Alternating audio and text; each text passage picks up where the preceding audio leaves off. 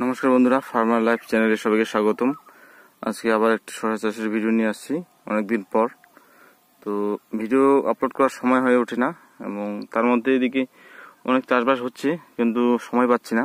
তো আজকে আপনাদেরকে দেখাবো যে গ্লোসি শসা, এটা গ্লোসি শসা চাষ করা হয়েছে। এটা আমার একটা দাদার ক্ষেতটা হচ্ছে, এটা আমার দাদার। তো এই শসাতে কিন্তু ফল হতে টাইম লাগে, মোটামুটি ফল হারভেস্ট করতে প্রায় 50 দিন মতো সময় লাগে।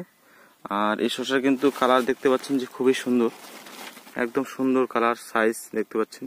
এগুলো কিন্তু হারভেস্ট যোগ্য। আজকে এগুলো হারভেস্ট হবে। আর এই শসার প্রথমের দিকে হয়তো দেখতে পাবেন যে ফল নেই, মনে হচ্ছে যে বেশি একটা ফল নেই, ব্রাঞ্চ নেই, সেরকম মনে হবে। কিন্তু এই শসাটা দীর্ঘ লাস্টিং, অনেকদিন সময় ধরে ফল দেয়। আমি বলবো যে দেশি শসার সমান সমান ফল দেয়। দেশি শসার থেকে ফলের পরিমাণ তো অনেক বেশি, হাইব্রিডের মতোই, কিন্তু মানে দীর্ঘদিন ধরে ফল দেয়। যেমন ফল হারভেস্ট করতে সময় লাগে, ঠিক সেরকমই অনেক সময় ধরে ফল হারভেস্ট করা যায়। আর দেখতে পাচ্ছেন যে ব্রাঞ্চ, কিন্তু ছোট ছোট ব্রাঞ্চ বের হবে আর ফল হবে। আর ব্রাঞ্চগুলোতে দেখতে পাবেন যে প্রতি গিটে গিটে মানে ফল, এই যে দেখতে পাচ্ছেন। এই যে একটা ফল, তারপর ফল, বা আগার দিকে দেখতে পাবেন প্রতি গিটে গিটে ফল। যে এটা একটা মেন ব্রাঞ্চ, মেন ব্রাঞ্চে দেখতে পাবেন যে ফল বড় হয়েছে। তারপর একটা যেখানে এখানে এখানে দুটো ফল হয়েছে দেখতে পাচ্ছেন। এভাবে দেখতে পাচ্ছেন প্রতি গিটে গিটে ফল হবে, আর প্রচুর পরিমাণ ফল হবে, মানে ধারণার বাইরে। যে দেখতে পাচ্ছেন, আমি বলবো কৃষির থেকে বেশি পরিমাণে ফল হবে। কৃষির তো যত ফল আসে কিন্তু তত ফল দাঁড়ায় না, ঝরে পড়ে যায়। কিন্তু এটার মানে ফ্লাওয়ার ড্রপিং খুব কমই হয়। আর এই জাতটা খুবই একটা ভালো জাত, তো আপনাদেরকে দেখাচ্ছি তাই।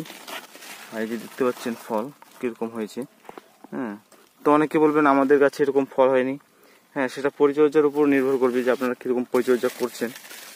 এই যে দেখতে পাচ্ছেন, কিন্তু অনেক দিন থেকে হারভেস্ট করছে।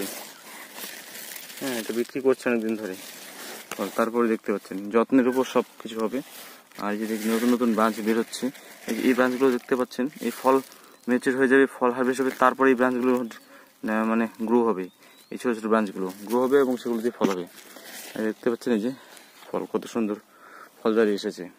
আর দামও এখন মোটামুটি ভালো রয়েছে, 15-16। দেখতে পাচ্ছেন গিটে গিটে ফল। আর যত্ন পরিচর্যা বলতে এখানে কিছুই না, যেরকম আগে দেখানো হয়েছে আগে ঠিক সেরকমই পরিচর্যা। আর অতিরিক্ত ফলের কারণে কিন্তু দু একটা ফল এরকম হবে, সেটা কোনো ব্যাপার নয়। আর এখন ফল মাছির সমস্যা আসবে, যে দেখছেন ফল মাছি কিন্তু মেরে দিয়েছে, ফল মাছি হুল মেরে দিয়েছে। আর ফল মাছির জন্য সবথেকে ভালো যেটা হচ্ছে, সেটা হচ্ছে ফেরোমেট ট্র্যাপ।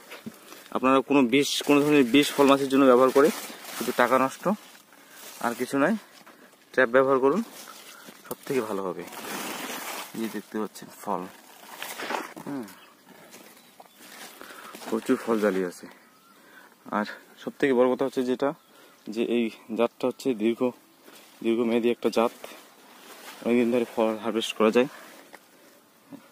পরিচর্যা সেম পরিচর্যা আমার আগের ভিডিওগুলোতে যা দেখেছেন ঠিক সেরকমই পরিচর্যা। আর ডাউনি মোল্ডের জন্য আপনারা কম দামের মধ্যে মক্সিমেট দিতে পারেন। তারপর একটু দামের ক্ষেত্রে গেলে ফ্লিক্স সুপার, ইনফিনিটো এসব ব্যবহার করতে পারেন। তারপরে আরও আছে অনেক, যেমন বিএসএফ এর জ্যাম প্রো, সেটা ভালোই কাজ করে, ভালো কাজ করে, দামও ভালো। আর পাউডারের জন্য ইনফিনিটো দিবেন, ডাউনি মিল্ডো দুটোর কাজ করবে। ডাউনি মিল্ডো এবং পাউডার মিল্ডো দুটোর কাজ করবে। বা ইনফিনিটো এমস্টার টপ দিয়ে পাউডার মিল্ডো কন্ট্রোল হয় প্রথমের দিকে ধরে থাকলে। তারপর যদি একদমই প্রচুর পরিমাণে পাউডার মিল্ডো ধরে, আপনারা লুনা ব্যবহার করবেন, লুনা। আর এই সময় যে আরেকটা সমস্যা হয়, যেটা হচ্ছে যে লিফ মাইনার।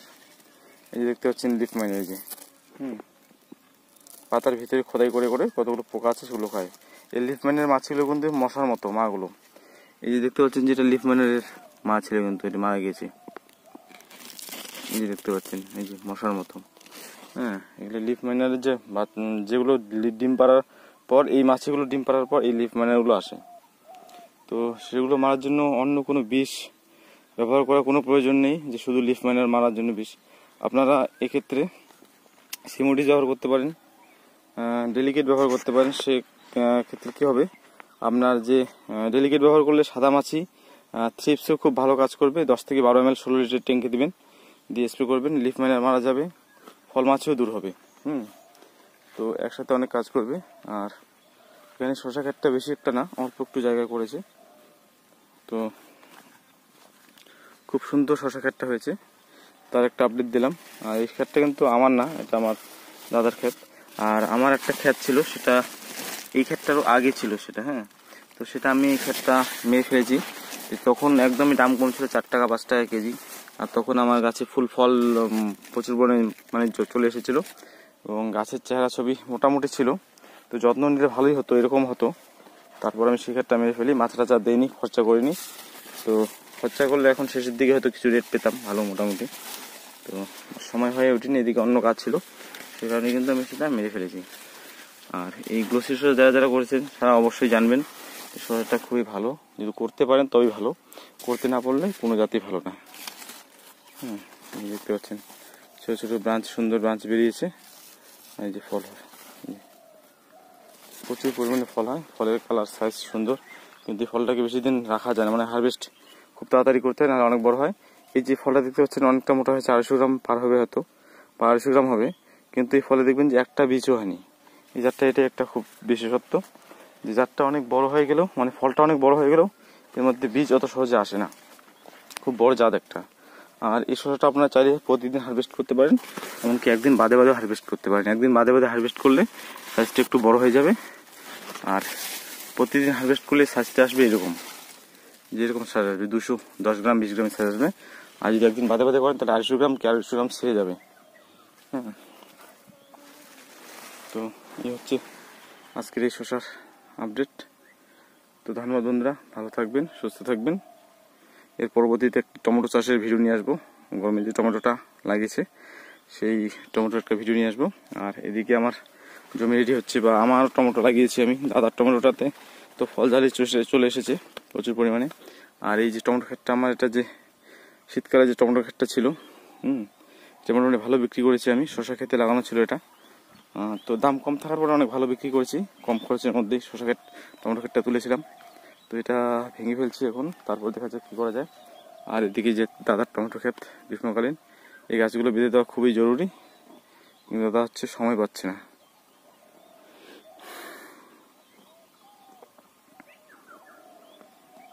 ধন্যবাদ বন্ধুরা, ভালো থাকবেন, সুস্থ থাকবেন।